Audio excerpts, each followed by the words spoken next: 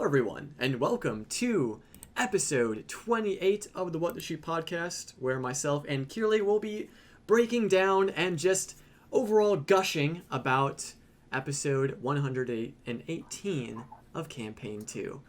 What a good episode. Yeah, this was... we were talking a little bit before the stream, the inhuman noises we made during this episode. During some of the Forestar moments. That's going to be a big thing that we talk about in this episode. But before we get into that, just a quick announcement. Nothing too crazy, but I guess it depends on how you view it. I believe that this will actually be the last time that I stream the What the Sheep podcast on Twitch. I will be transitioning the stream over to my YouTube channel from now on. My reasoning behind that is I want to get my YouTube community more involved with the stream, and streaming straight from YouTube will be a lot easier for that audience to watch this. So this shouldn't affect, hopefully this won't affect you guys too much. Whenever I start a stream on my YouTube, you'll get a notification as soon as I go live there, as long as you're subscribed. And I don't think you have to have like the bell rung or any of that stuff. When I go live, it should like pop to the top of your feed saying that I'm live or something like that. I'm not entirely sure how YouTube works. This will be a new experience for me. So moving forward, starting next week, the live streams will be taking place on YouTube. Thank you all so much for your support on Twitch. All of the subscriptions and all of that stuff was super appreciated. But I believe YouTube has its own sort of subscription stuff. So if you're looking to support me further, YouTube does still have that as well. I think I just have to activate it and do all that stuff. Yeah, that's true. No one really knows how YouTube works, not even YouTube. I totally agree with that.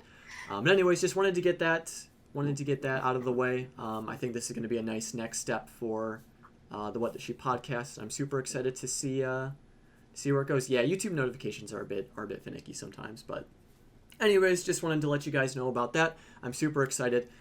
Everything will be the same. It'll just be moving over to YouTube. It'll be the same old us having our discussions and stuff, and hopefully we'll see some new faces, and I hope to see you all there for this transition. But anyways, let's why don't we finally begin discussing this episode, starting with we got some nice Beau backstory, more Beau backstory stuff in this episode with her. Yeah, she talked a little bit about her first relationship with a man and how that all turned out. I just thought it was a very like lighthearted backstory, seeing how Beau sort of realized her sexuality. I thought it was really nice to see that, since I would assume that, you know, it's relatable for some people, being able to see that they've probably gone through similar situations as well. Yeah, for sure. Definitely. I don't hang out in chat, so I don't know about chat, but definitely on Twitter there were plenty of people being like, wow, yes, very relatable.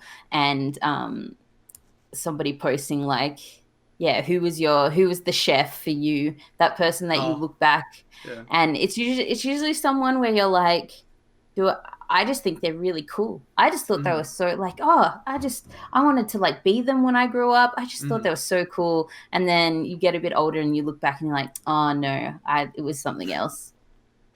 Yeah, it's one of those not to be, you know, too I don't know what the word is for, but there's that whole thing where it's like, do I want to be them or do I want to be in them, sort of thing, you know? Yeah. But there was I see, you know, pictures thrown up all over the place following the trend where it's like, was this the movie where you realized you were bisexual? And like the big one is like the movie The Mummy with oh god, I can't remember the actors' names, but they're both very attractive. It's a very attractive actor and actress, and it's like, yeah, you know, that probably is the movie that I saw that I was like, I kind of like both of them. But oh my god, and I mean, I just think it's funny because members of Critical Role are that for a lot of people as well.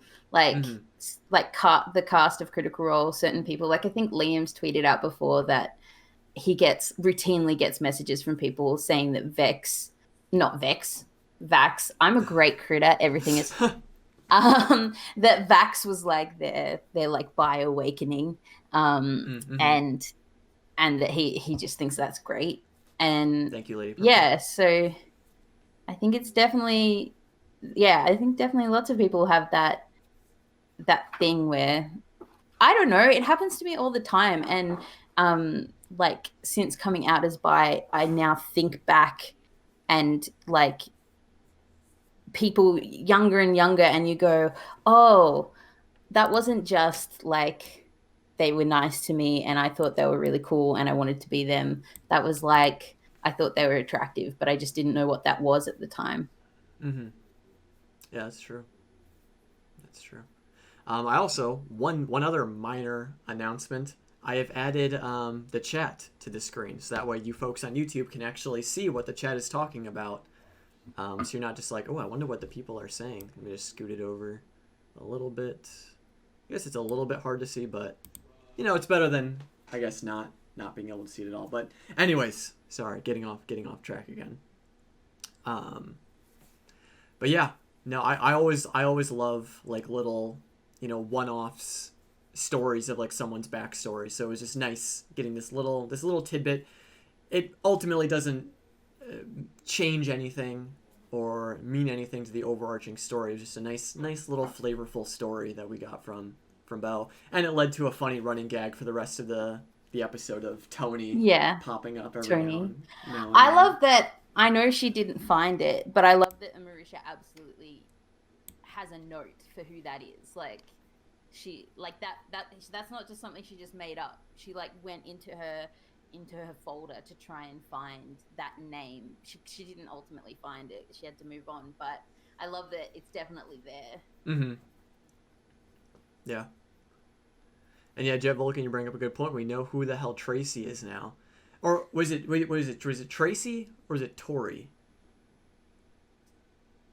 Because I remember that like the running gag was like Tori and Tony is the same thing. Okay, Tori.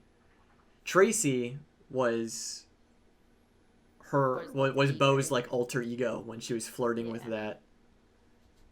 But you know the point. My volume just dropped off. Oh, I had adjusted something. That was my bad. Oh, that's all good. But the point still stands. I guess she might have been pretending to be who she thought she was meant to be with the guy, and maybe that pretend person is Tracy. Makes sense. Yeah, I could see that. But then after this, the whole stuff with Beau and stuff like that, there's for the past couple episodes, you know, in the back of many critters' heads, we were always wondering like, what is Clay's family up to? Like we kind of sent them back home and weren't really sure what was going on with them. Hopefully everything was okay. And then we finally got Clay asking Jester to send a message to the family, and it turns out that everything's all right. They're okay. Everything seems to be going well. I was kind of concerned. I was worried that when Jester sent the spell, Matt was going to be like, no one. Like, the spell doesn't work. The spell fizzles. Like nothing happens. But that's like the angsty side of me that was like.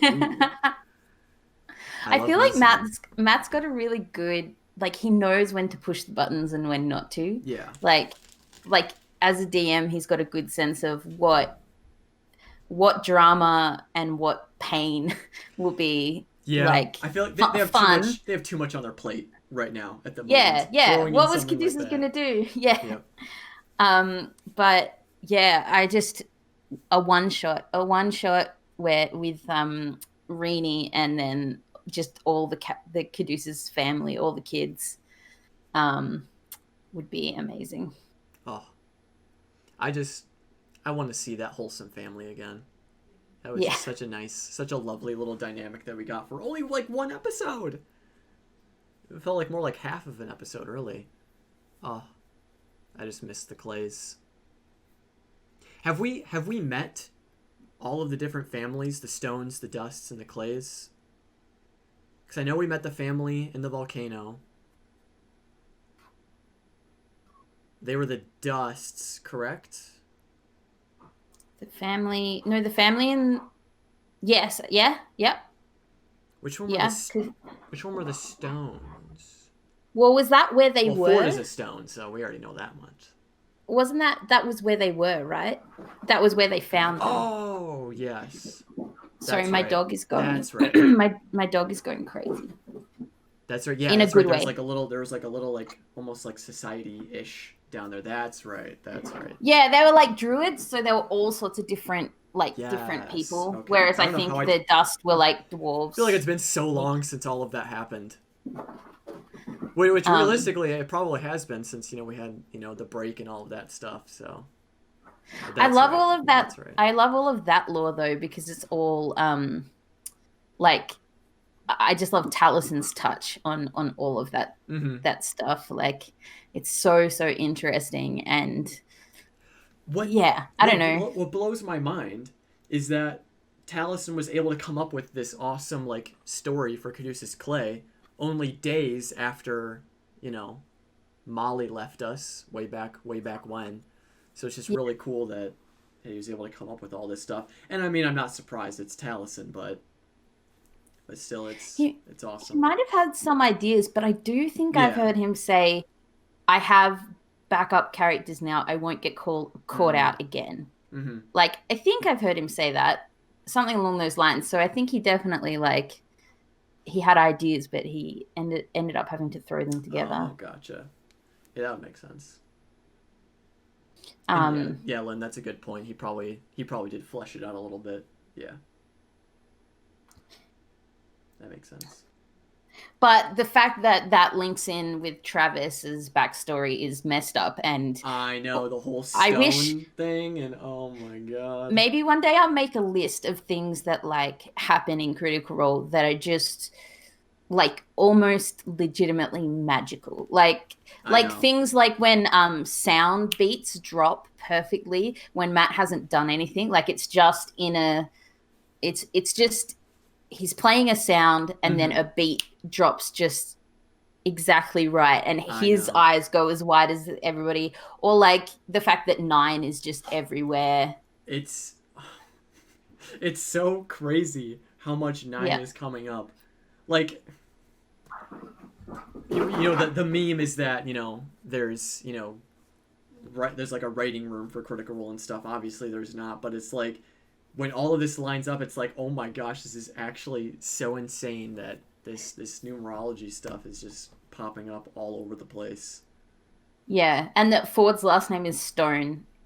When that dropped, and Travis is looking at Matt and then looking at Taliesin, and it's just kind of obvious that it's like legitimate. Well, I don't know, maybe it's not. I don't know, but they say it's just completely an accident that happened. It's just amazing. Mercer's Magnificent Mind. That should be a spell. That should be like a homebrewed spell where you get like advantage on like intelligence and like wisdom checks for like 24 hours or something. It would be like a bardic spell. Yeah. It'd be like it'd be like a steroided up like bardic inspiration or something. I could see it. That's awesome. But yeah, it's crazy. It's crazy how much of this stuff is lining up. And we finally got, a bit more. There's a Facebook group called Mercer's Magnificent Mind. I am not surprised, and I am now, after this stream, I'm going to look it up and see if I can infiltrate its peoples. But we got I would say we got more. I would say we finally got more answers than questions this episode. I think we did get more questions. We got a few more questions, but I think we got more things answered a little bit. And maybe we got answers to things that we weren't quite looking for, or maybe we weren't quite expecting, because we had this whole ritual scene where they came across, the statues, and Jester planted herself in the middle of it all. And we basically got confirmation that Molly and the Tomb Takers are in fact trying to bring back this floating city, because before it was just speculation. Like we were like pretty sure that they were connected with this floating city, but now we have like concrete, like, yes, this is what they're trying to do. But when he started describing that, did you get like Sun Tree flashbacks? Have you, like, so you know when they come up into spoilers for campaign 1. So this whole show is just spoilers. Yep. I suck at I don't suck at marking my spoilers, but I love spoilers. I love finding out something before, so then I can just be like excitedly looking forward to it the whole time. I know that's no, keep going.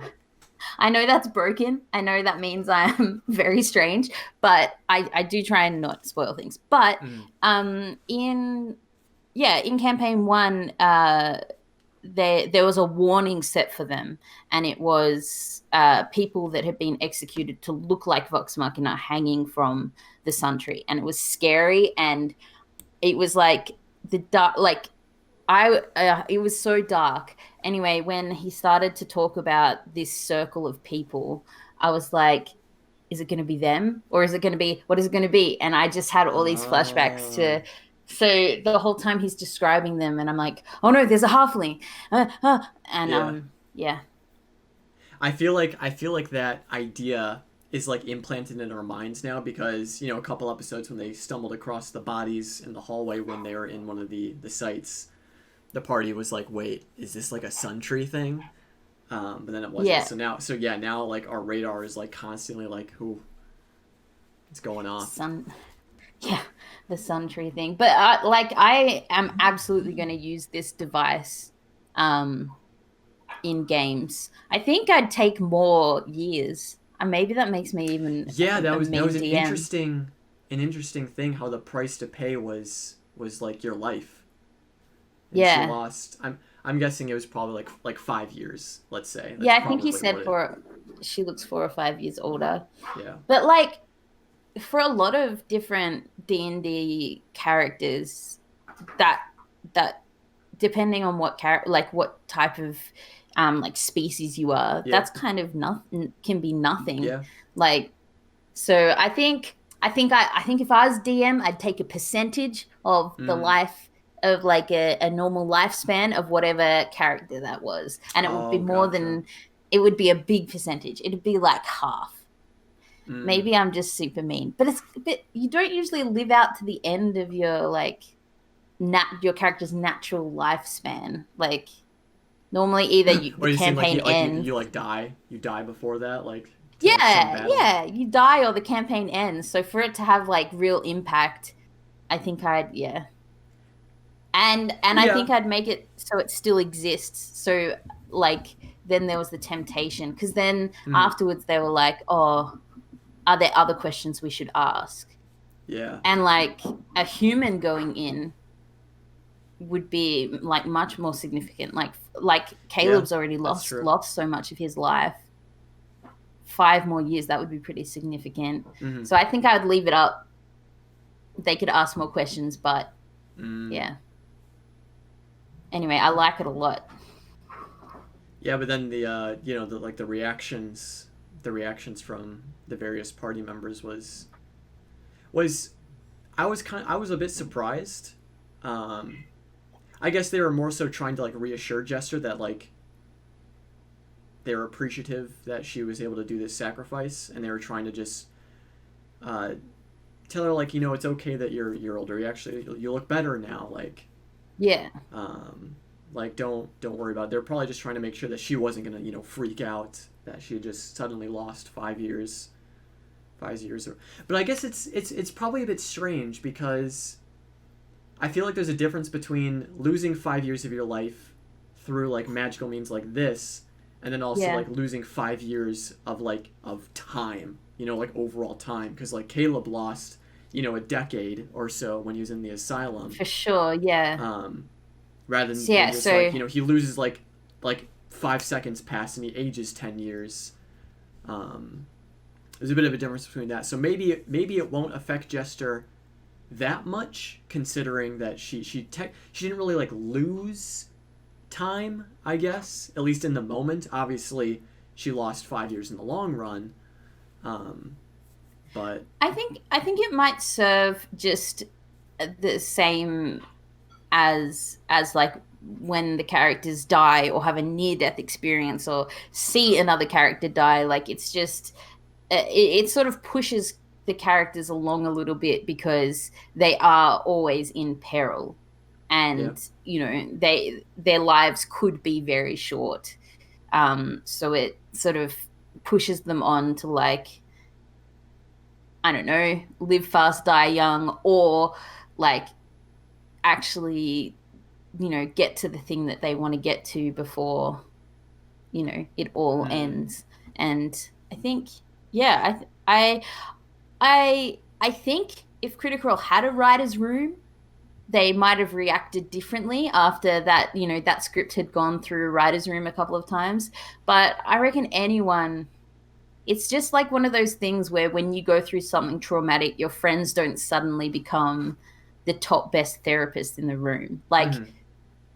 Like literally, what would you say in that moment when your friend has lost like 5 years? And I don't know, I think like I don't think you would be very like wise and say something very wise. I think you would like just say what you think your friend would be worrying about first, which is like, well, what do I look like now? It's been 5 years. So yeah. I also like the running gag for the rest of the episode, basically poking fun at Jester's age, basically making her seem like an old woman rather than just, upper 20s, because she was like did we get a confirmation of how old Jester actually was? Like 21, 23, around there, probably. I don't know if we do, but also it's always confusing because 20 and 20, lifespans are like they're all different. Do tieflings have an extended lifespan, like more than a human? I'm really bad with game mechanics and rules and stuff. Chat probably knows. Hang on, I'll Google it. Same rate as humans. About the same rate. Oh, okay. So I guess that actually does mean a bit more because, as Lynn was saying, like the 5 years, like the 5 years were taken from her lifespan. So if she was well, I wonder how that works. So if she was, destined to live till 72, now she's only gonna live till 68, 67, 68. Oh God. Anyways, we're not gonna dwell on how I can't do math. Or how much life Jester has left to live. Let's move on. But she found out cool stuff. That's such a hard thing at a table as a player to have, like, she suddenly had any information basically available to her, and she had to think up a question straight away. And she did. She thought up a good one, and she got another vision of the city. I wonder if Laura is gonna role play Jester slightly differently now, because I saw on Twitter, I'll have to go back and actually rewatch the episode, but someone on Twitter mentioned that Laura lowered Jester's voice like slightly after she realized that she was aged a bit.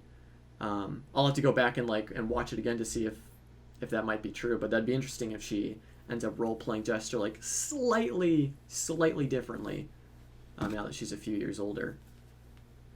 But that's just a minor thing. Yeah, I think it was Askqueef saying that her voice was lower.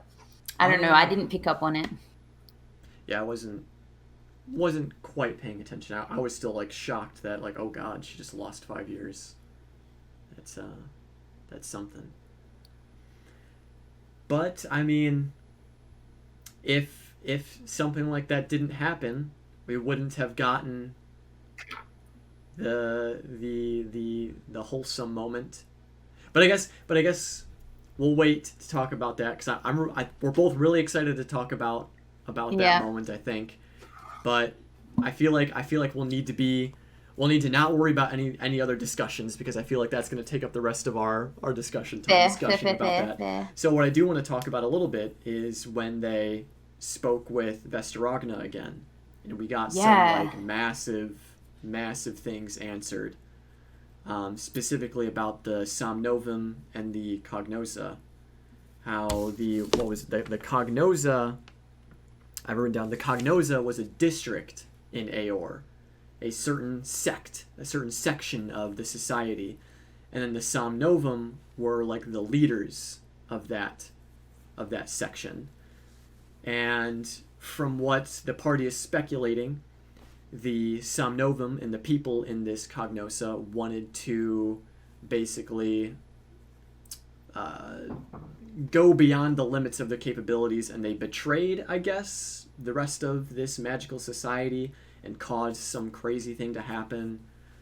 I'm still kind of hazy on it. I'd have to actually like go back and like rewatch that whole part. But it seemed like there was some kind of like an uprising of to wizards. they escaped the destruction of Aeor, and they betrayed their own city. And to become a nonagon, when you become a nonagon, you get it seems like you get one of those minds in you. Yeah, and or like you become a part of like the and then you get all the information. Yeah. So Somnovum are the minds of the Cognouza. Yes. And Somnovum, I've seen it suggested it means sleeping nine. In I think it's Latin. And then I saw Cognouza written out somewhere too. Now I can't remember what people were saying Cognouza was. I think it's like thinking something. And yeah, they're the ones who orchestrated the Somnovum. The 9 are the ones who orchestrated the escape, and they want to come back. Why do they want to come back, Nico? Why? What is happening? I feel like it's the same reason why, some wizards want to become a lich. They want to live forever. And it could be in a similar vein as that, where they want to come back. They want more power. They want more knowledge. And to do this, I feel like the Somnovum are using the Tomb Takers and stuff, because if they're whole, they want to gain knowledge, they want to absorb things. I feel like they're simply tricking and using the Tomb Takers to bring them back so that they may absorb, basically all existence, is what it kind of seems like it's wanting to do. So it's like a rogue AI. It's like it's a collective mind, because they were like very advanced with their technology, their like magical technology. So it's like some sort of rogue, like it's maybe, I don't know.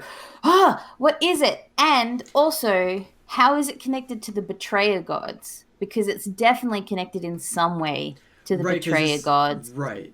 This whole idea of it wanting to consume things reminds me a little bit of the Chained Oblivion. But I don't think they're the same entity. Maybe the Somnovum were influenced by the Chained Oblivion in some way. Way back in... Because this all happened pre-Calamity, correct? Or was this because they were creating weapons to destroy the gods? So maybe, I can't remember, maybe Lynn. Yeah. Was the destruction of Aeor pre-Calamity? Kind of during. Genispool says they wanted to kill the betrayer gods. So is it... Okay. So are they... Okay, Nico. Are they in the middle? You know how they've just been in the middle of like a mundane war between two, factions of like Jorhas and the dynasty. Thank you, and the dynasty. What happens if they're now in between another war? What happens if the war is between the gods and these like almost godlike mages that like literally took a chunk of reality like outside? Ah, what happens if they're in just in the middle of another complex war? Maybe that would also lend to the theory that I'm hoping comes true, is that the campaign is leading to a second calamity. I definitely think that bringing such a like bringing these threshold crests together to transport a thing such as this city through the astral sea to our plane, that's going to take a lot of power, and if it succeeds, that's going to that there's no way that doesn't create some crazy tears between different like realms and planes of existence. Like there's no way that something that powerful doesn't mess something up along the way.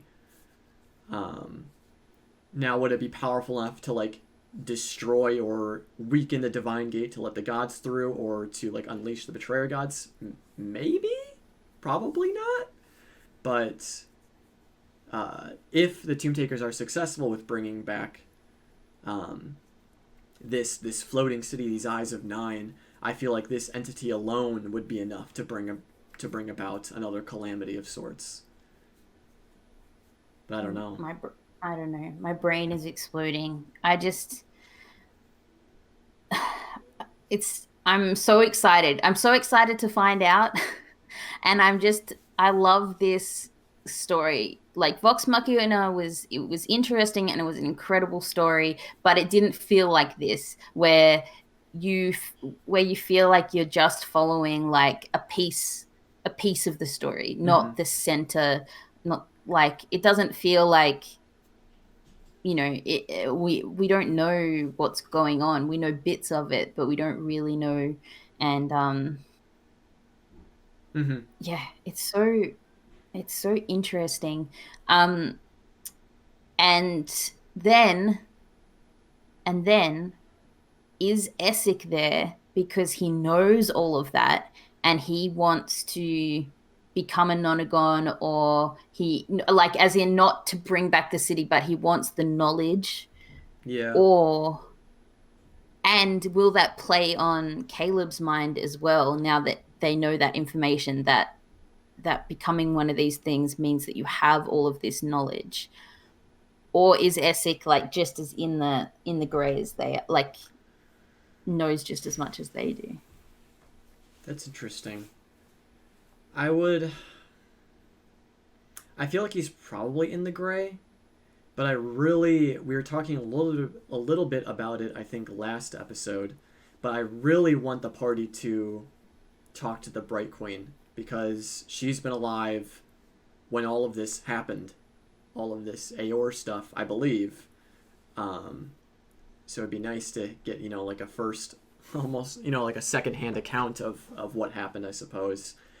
Um, but a quick like sort of depressing, I guess, thought that's kind of been at the back of all of our minds probably is, now that we know all of this information, that the Tomb Takers do want to bring back this city, means that either the party is going to have to break this influence that is over Molly or Lucian and the Tomb Takers, because obviously they're being manipulated by these Somnovan, or the party's going to have to fight Lucian and the Tomb Takers to stop them.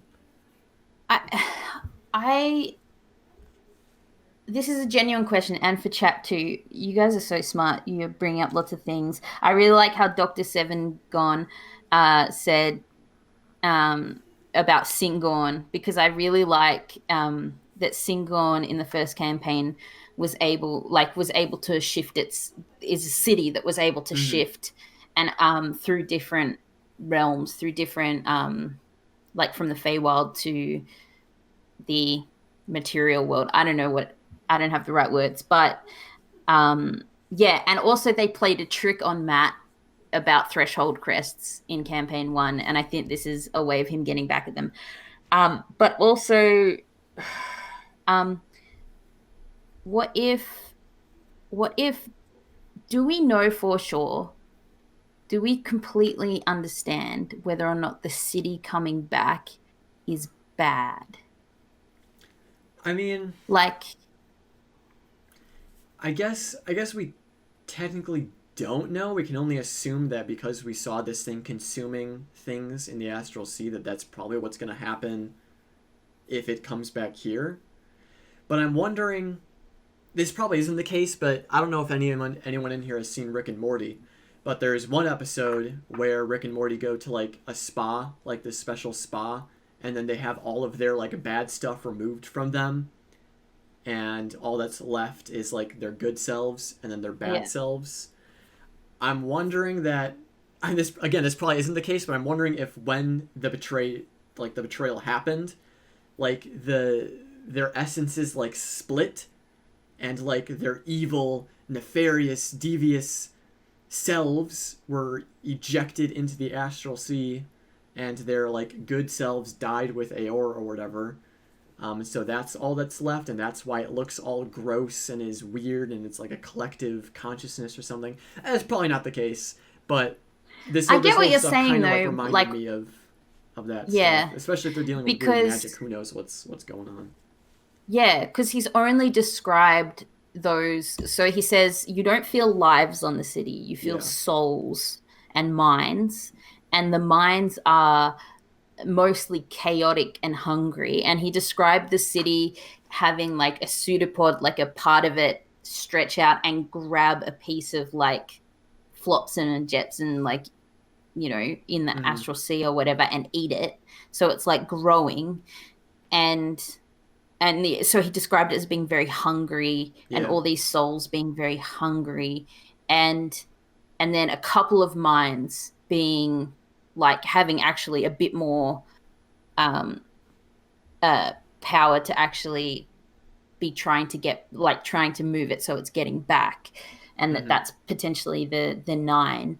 But um and I get that all sounds bad, and I get that Caduceus doesn't has a bad feeling, and I'm ride or die Caduceus. So if he thinks it's bad, sure, it's Yeah. bad. But he himself would say that he could be wrong. And there was a time when like because I've been re-listening to the campaign, we really could have had a campaign where they all joined up to be like mercenaries Mm-hmm. for the army, and we could Oh have yeah. just fought Jorhas. Like, Yeah. so I don't know. It doesn't sound good. Mm-hmm. And if it's the type of people who made the creepy alien from the end, creepy baby from the Oh end yeah. of the Mm-hmm. from the end of the episode, then I think, yeah, probably bad people. But I just think we're in between another complex, really, really complex. I just can't see how Matt could spend like hundreds of hours building up this concept of there's not good and evil, there's not us versus them, it's both sides are very complex, Mm-hmm. and then suddenly give us like a pure evil thing. Like, I think it's I going to see what be you're more saying. complicated than that. I think Caduceus being a grave cleric is probably going to work out that it's lost souls that need to be put to rest somehow. I think it's going to Maybe, yeah. be, yeah, the hunger's going to be more complicated than just pure evil. I could see that. But Seuss brings up an interesting point of, and I think we touched on a little bit earlier, but this whole city thing seems very much like the influence of Tharizdun, the Chained Oblivion. And I think that Yes, I feel like that's agreed. probably likely the case, since Yeah. Matt, in a Talks Machina episode, mentioned how he wanted the Chained Oblivion to be like a major player in this campaign, and it was even foreshadowed episode 1 that Tharizdun was going to be in this, as well as the other avatars. Um, so I could definitely see this being linked to Tharizdun, especially the idea of this uh, entity, this city wanting to consume and grow and expand. Um, but I mean, definitely, it doesn't feel good. It doesn't feel good. And I'm wondering, because I'll have to scroll up and see, but someone also mentioned that there's theories plopping around that Molly is being controlled by Kree through blood magic. Oh, I saw that too. Yeah. I wouldn't be surprised if like the morally gray area of this sort of part of the story is that maybe Molly and the Tomb Takers are being manipulated and almost mind controlled and brainwashed by the Somnovum, since the Somnovan want by any means to break through the plains and return back here. So I feel like it's definitely in the realm of possibility that Lucian is being controlled somehow. What if Matt starts reaching out to like Caleb and like one of these minds starts reaching out Ooh, somehow like the and closer they get to showing, it. yeah, and showing him that they have the ability to bring back his family, or like I don't think he's reformed enough to not like fall for that even like a little bit, because um that's where I think the moral gray area is. Yeah. The moral gray area is like, what are they being promised? What are they being Right. offered to help bring back this city? Like, like with Vess, she was saying, you receive all this knowledge of like the whole magocracy and Yeah. lost magical knowledge. Mm-hmm. And yeah. And what about the orbs? What about the dodecahedrons? How are they linked in? Oh yeah, the relics of the Luxon and stuff. Yeah, I Yeah, don't are know. they like, because they collect souls? So is that the magic that they used? Is that how they collected souls to get them into the city? Is that type of magic? Oh, okay. Maybe. I don't That's actually a know. good point, since I feel like the Luxton stuff is probably around that time as well. Um, Yeah. I wrote huh. some notes down about the Lux, and I can't remember where I put it, about something of Hold on. yeah. Maybe that's why Vestarog. I mean, obviously Vestarogna being the Archmage of Antiquities, she would want to know all about ancient relics. But what if that's why her and Essek in particular were really interested in the beacons, because they knew that they were connected with Aor? Because Essek wasn't interested because of their religious Right. symbolism or whatever. He's not even consecuted. He was interested in like like the power that could be in it. Hmm. There's something, I've got to find my notes. There's something about the Luxon.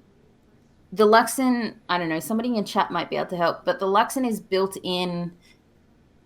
There's a relationship with the gods and the betrayer gods with the Luxon. Hang on. Then I wonder. I mean, probably not. But what if like the Bright Queen has some kind of connections with it as well? Then maybe that could be a She bit of a must know stretch. something, surely. Hmm. But then if that's the case, then Essek does know about Aor and stuff, which would then lend to the theory that the reason why he is up here is because he's trying to get closer to all of this stuff. Huh.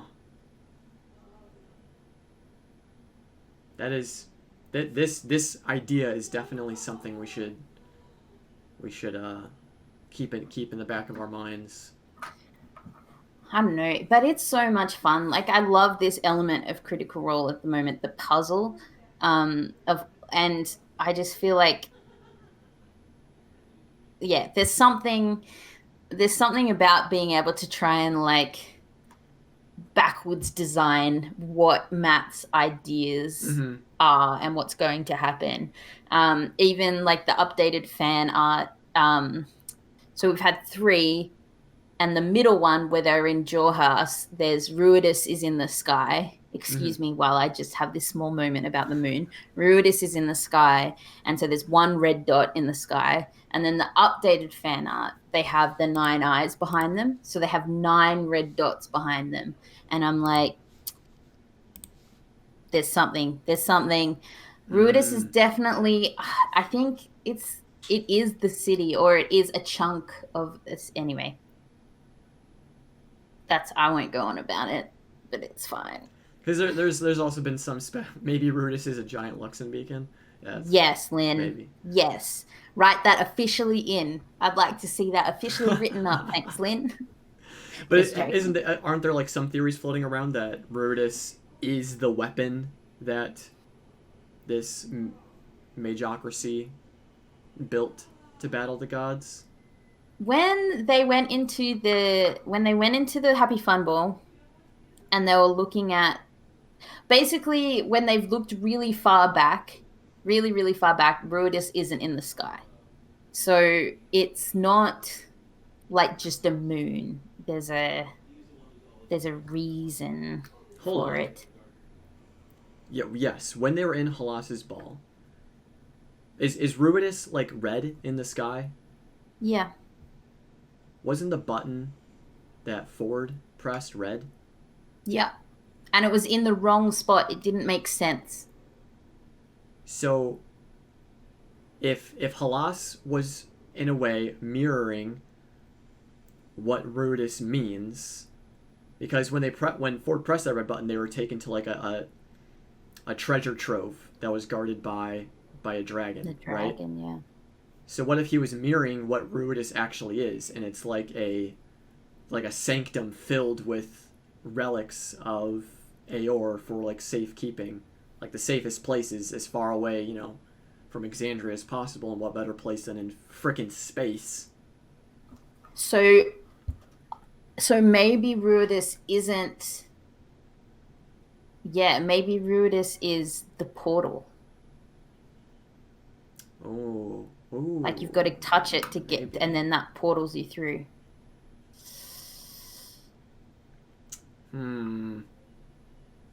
Oh, it's so good. So good. Manta Ray 88 said, "Did you even watch Kirilei's moon video, Nico?" I don't expect anyone's watched it. It's 1 billion hours long, and it's But hey, it's got the juiciest of tinfoils. Yeah, It's so good. I every time something comes up, I see the comments like flick up on that video, because people go back there to like double check information, and yeah. Anyway, it's wild. There's so much. The more you think about it, the more complex it is. I'm so excited to see what arc Essek's character will take. I am 100% there with all the critters who are excited every time Essek could be in. And I really, really thought we would see Essek this week, but not this week apparently. And I think it's going to be painful. I think Matt knows his character, his players so well, and he knows that Liam likes pain. He really likes complicated, emotionally painful things, and so I'm very worried about what that means for Essek. I think that means Essek might be corruptible. Oh. Because that would be fun for Liam, even though it wouldn't be fun for everybody else. True. Anyway, I could talk about the theories for forever. I know. So let's take a little bit of a mental break and get into some more relaxing stuff, starting with the fan art that we picked for this week. Oh yeah. We can look at Kirilei's pick for fan art first, as I transition to this lovely fan art by @apricots_in_dots on Twitter. They make fantastic art, and we have a lovely, wholesome clay family portrait. And I've seen them all. It's not particularly connected in with the story. it's the clay family in the snow, and I'm sorry to apricots and dots, I know it's not even really a finished piece, it's just one of your working pieces, but I saw that and tears instantly slingshotted from my eyes. Like it made me so happy. They're so cute. I love the little cow people so much, and yeah, they're Look at just them. adorable. So that's why They're I so chose cute. that one. There was lots of good fan art, but I just appreciated that coming out Mm-hmm. while so much was happening in the episode. And then it's like, Yeah. just imagine if the clays had to be in the snow. Here you go. They're all bundled up. They're ready. I love it. Yeah. I love it. They're all so adorable. What did you choose, Nico? I also chose a rather lighthearted, not quite relevant to the story piece of fan art by @affected_ on Twitter. It's more of like a little meme comic than anything. The traveler saying, "My work here is done, but you didn't do anything." And then a fabulous throw of the robe as he walks away feeling very accomplished. I got a good chuckle out of this one. Very on brand for the traveler. But He's just the worst. He's just the worst. I know the worst in the best possible way. It's so good. Yeah. It's so good. But I just love in particular like Jester's expression on here, just so like surprise and like, but wait, you didn't do anything. Come help more. And then he's just like, nope, I have done what I needed to do. But I love it. Love it so much. He knows nothing. He knows none of the important information. He's not got access to any of the information they need. He's just so frustrating I know. and I like it so much. But I do like that he's just still hanging around. I agree. Oh god, the chat's too big now. Shrink quick. The chat is winning. It's taking over. Okay, there we go. Chat's too powerful. But yeah, and then so continuing our mental break and talking about adorable things. We had the moment in this episode that shattered one of the a very big ship within the community. Yep. Press F to pay respects to the widow jests and the Beau jesters, the Yashters. A big fat F to all of them. It looks like Forrestar is the one who wins, I guess. But let's not look at it though. Let's not look at it that way. I feel like looking at it that way is not very good. We should just appreciate the adorableness that scene was. How cute it was that it's, Travis and Laura, that their characters are romancing, and how this was Travis's first time at romancing in D&D. But I thought that whole scene was so cute. So cute. The meta, like you said, the meta of it, of like the story behind Travis. Because the thing is, from the start, Travis, when you look at his face when relationship stuff is happening with other characters, he's the biggest shipper. Like, he is. Oh, yeah. He loves it. He thinks it's cute. You look at his face, he's like, oh my goodness, this is the best thing in the entire world. The rest of them might have like huge reactions, but he's in the cast, he's like got his eyes on it, and he's just like, and he like pokes things. It's so funny. And like, the fact that he's finally felt comfortable enough is brilliant. It was brilliant. Yeah. But I was like tearing up that whole time with Ford being like, I really care about you. I promised your mother I was going to protect you. Like, this is becoming more difficult because I care about you so much. I don't want you throwing your life away. And then he pulls her in close. I was like, oh!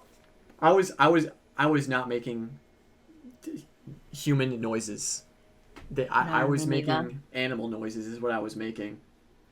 Yeah, I think I've rewatched it so many times now, and I can't wait to see what Critical Role YouTubers. I don't know whether I'll have a go with at it, but like you and Alana and people, I can't wait to see what people do with it because I just want to watch it and see all the like little micro expressions, and I Yeah. just want to go over it and over and over it. And I I just really like the two main things. One was that the time between her Ford sort of not being able to stop her going in the circle and bad things happening to her, and then that conversation and that kiss happening was not very long. Like it wasn't like in real world terms, it wasn't very long.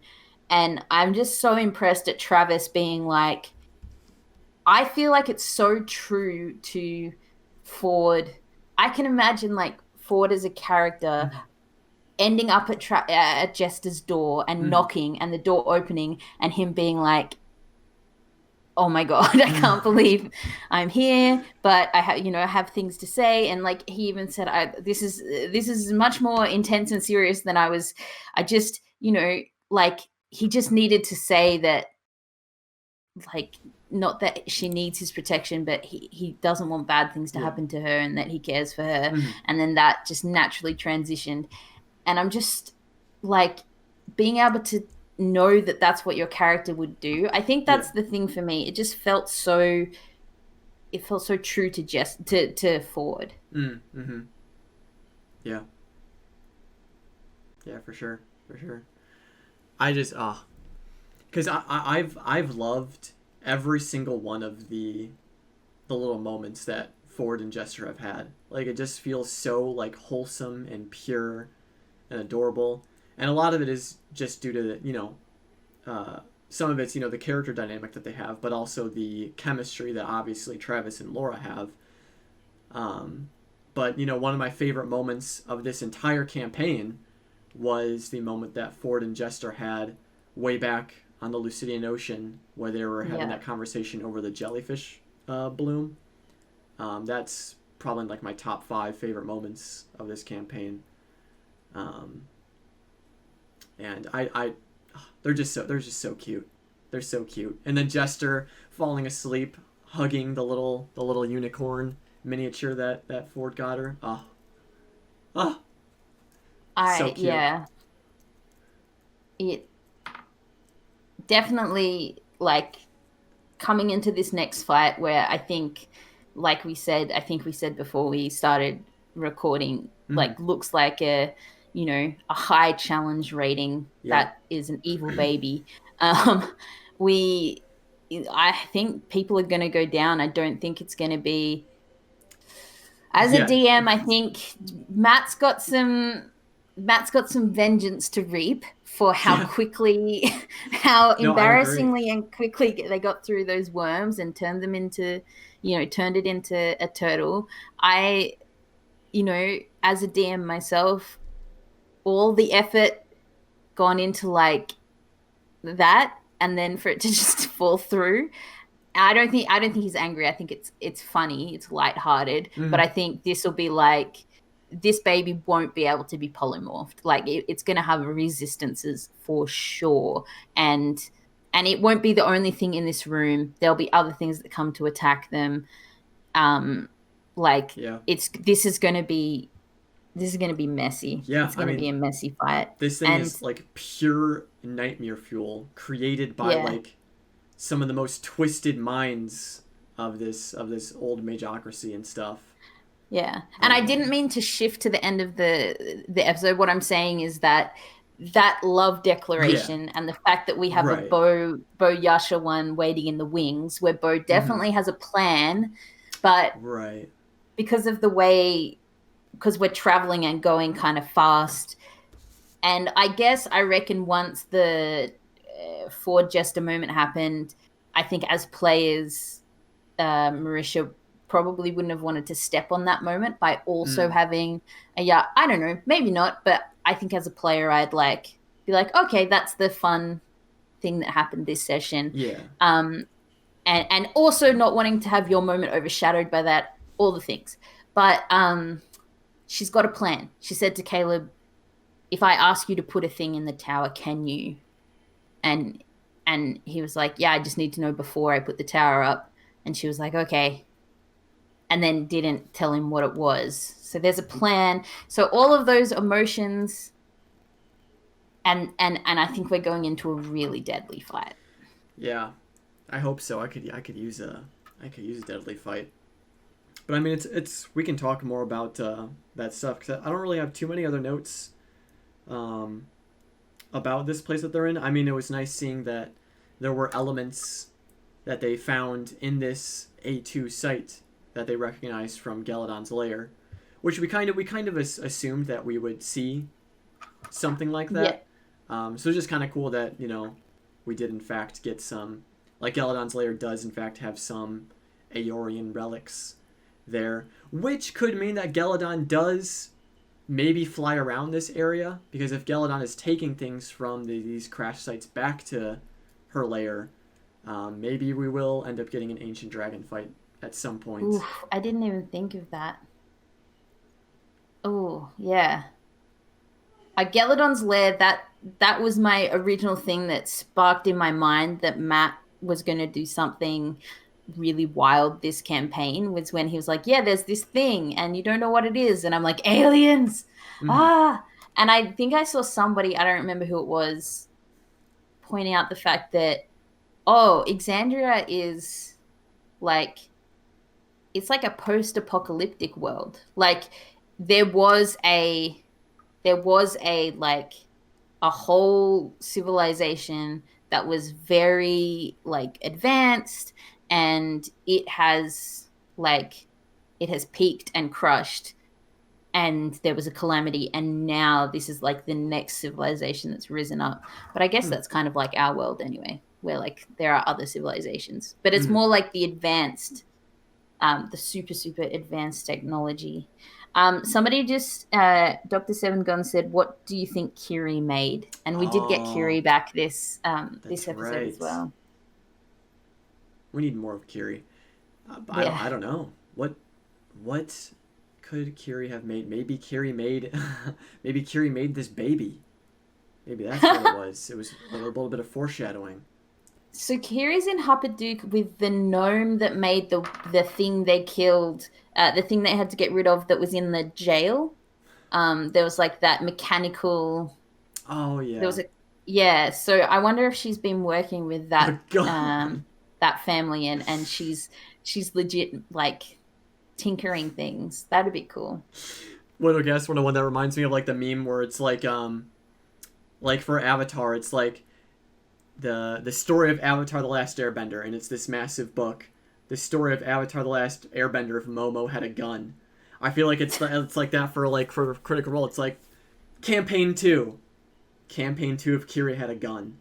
I feel like Kiri is going to be the savior that saves Exandria from certain destruction.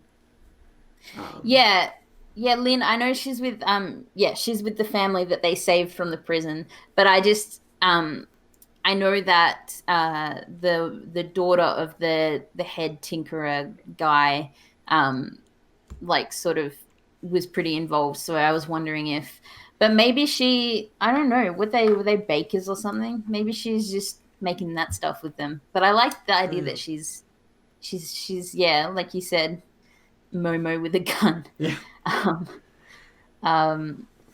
They were butchers. Oh man, Lynn, you know everything. It's cool to think that she's picked up so many words from so many people that she's got this. So I hope she comes back just so Matt has to work out how to voice that character. I know.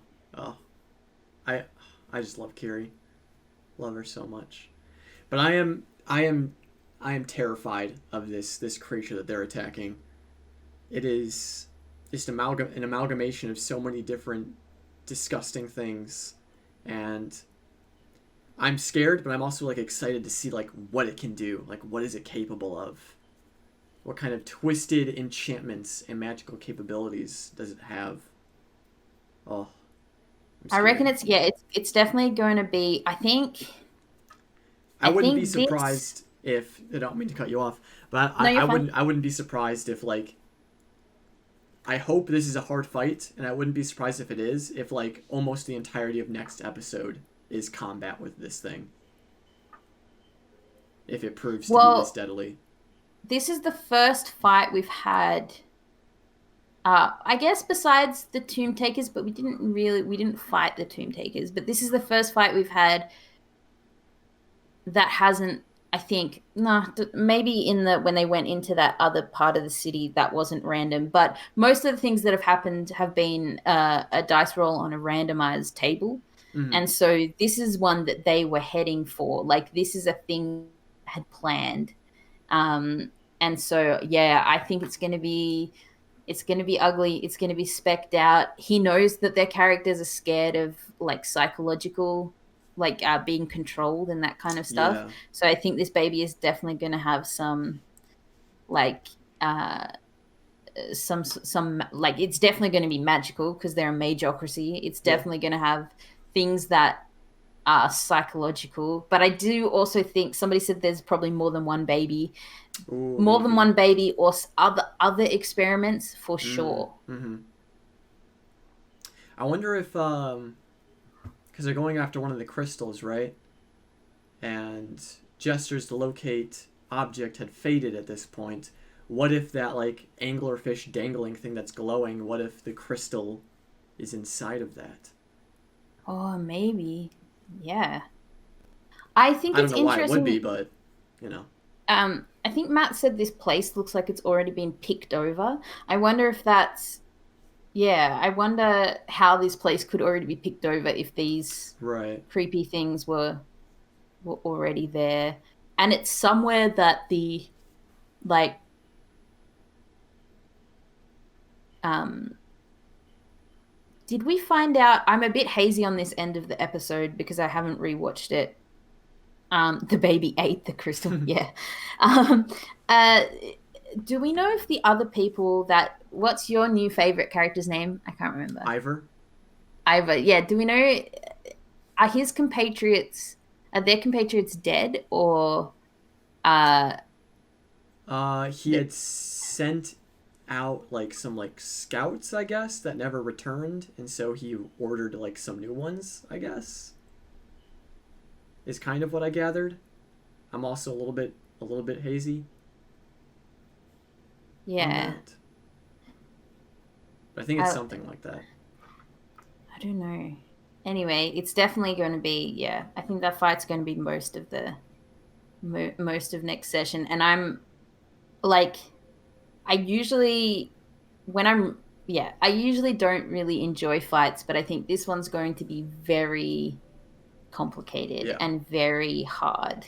And if Mm-hmm. it's not, the next one really will be Yeah. because Yeah. Matt's going to be so angry if they work out a way to undercut this. Yeah, this is Hmm. yeah, I'm very very it's going to be very interesting. I guess Um we can transition a little bit into our tinfoil hat theory segment of the episode. I mean, we kind of already did that a little bit with yeah. like the connection of like the Luxon beacons and Vesterogna and Essek and all that stuff. So we can sort of box that in with what we're talking about now. But do you think maybe we would see a character death in this next episode? Maybe not like a permanent death, like they can resurrect them afterwards. But do you think that there could be someone that dies in this fight? Um I think so. I think somebody Lynn I think pointed out that like they're going into this pretty full up with Yeah. spells and hit points and everything. So um but I don't know whether that's something that like Matt was planning on as well. Like he Right. wants it to be fair, not super deadly. Um yeah, I do. I think I really do think this could be a very deadly fight. I really do Yeah. think that one of them could go down, and there is not one of them going down that wouldn't. I mean, always it would mean a lot. But I think now with all the emotions hanging around and all the connections they've built up, it's going to be fun, painful fun, fun Yeah. pain. And we Critters have like to, fun pain. yeah. I'm a bit concerned though because someone had mentioned earlier that around the time Aor was in its prime and stuff, necromancy was a normal practice in a way, and this baby is feeling very much like a necromantic creation, almost. And while the party is at full power, I'm worried that maybe some of the capabilities of this thing are abilities akin to maybe like a power word kill. So while, everyone might be at full hit points, what if it releases like a death scream? And if you fail it, you're brought to like 0 hit points or something. Wow. So I'm worried there might be some like really powerful stuff that this baby might be capable of, even if the party's at full power. Luckily, I think Caduceus has Death Ward on him, so he'll be fine, sort of, a little bit. But everyone else, I'm a little concerned. Yeah. About. I think that's what you want. You want your cleric to have something. And yeah, I agree. You're right. I think there'll be something necrotic, especially because of the way Taliesin built his character as a DM. I think you'd build in necrotic things into your encounters. I think my most tin hat foil thing is that Essek's going to break bad. Essek's not. I think for Liam having fun in this game, I can absolutely. I remember lots of people talking about Artigan, talking about the Traveler being evil, and it was pointed out, I think, here and also in a bunch of other places that, like, no, Matt knows his players and he knows the types of, like, the way that Laura likes to play, and that's just not, like, it's complicated, but he's not going to make it evil or gross or bad. And that kind of played out. He's just complicated and annoying. But I really, really do think that as much as I would love end game like Essek and Caleb, I just think he's going to break bad. I think it's going to be too much for him. Like, he's already, sort of participated in a war to get more power, and I just think that unless they get to him and can somehow, like, I don't know, convince him otherwise, or find a way to give him a bit more of a redemption arc, I just think he's gonna break bad. I'm really sorry. I could see it. I don't know. Ooh, do you think the fandom will be able to handle that? All the hot boy stands are probably not gonna like Essek turning bad. I am one. I don't want it to happen. I just can see how. I just can see how it would. Is all. Yeah, I'm excited. I'm excited for Beau Yasha to do whatever it's gonna do. I know. And I did see somebody's take on Twitter where it was like, your ship might be slow, but is it like so slow that that Travis plays romance in a game before your ship sails? Gosh, that's true. And I'm like, oh, deep cut but true. Because this is the first kiss of the campaign, right? Like the first romantic one. Yeah, I think so. Yeah. I don't really know the US calendar so well. How many more games would we have before like a summer break? Before like the winter break? 2 more probably. So, well, I'm not sure. I'm not sure when they'll go on break. They might do like next week's episode and then that's it. They might take a couple weeks, or that we might have like 2 more episodes before they take like a month break or something. Or we're coming pretty close. We're probably max like 2 episodes. Like 2 episodes. There's going to be no more than that. I would be surprised if it's just 1 more. But my guess is probably 2. Yeah. That's crazy. That's crazy. This past week has felt like an eternity, this wait. I don't know why, but it felt like a really um, long week off between games. Mm-hmm. Yeah, I'm really excited. I do think Yeah. there's going to be a lot of pain next There is, episode. but I'm here for it as always. My Me angsty, too. the Me angsty too. side of my heart is like, yes, give me the pain. I Yeah. want to feel it. But I guess we're just gonna have to wait. So unless is there any other thoughts, comments, worries, theories about this episode? My phone died, so I touched? lost chat, but you Oh can no! see it. Oh no! FMA, happy birthday! Your birthday's this month, December 24th. Hope it goes well. Happy early birthday. That's awesome. But I guess we're just gonna have to wait and mentally prepare for the potentially very deadly battle we are going to get next week. Yeah, So come back, come to YouTube on Nico's channel next week for the for the therapy session. Yep. We all have turn together. into a therapy session depending on what happens. All that and more next week. So I guess with all that being said, we can go ahead and wrap this sucker up and call it a day. As always, thank you all so much for joining us during this discussion. It's always such a wonderful time to being able to sit down and chat with you guys. Thank you all so much for watching on YouTube or listening on Spotify or on Anchor, on wherever this podcast finds itself. We really appreciate all the support. And yes, as I said at the beginning of this podcast, this will be the last time we are streaming on Twitch.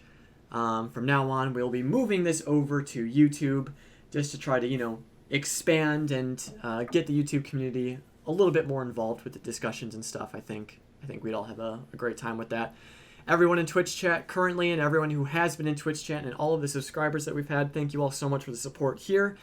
I do hope that I will see you all when we make the transition over to YouTube.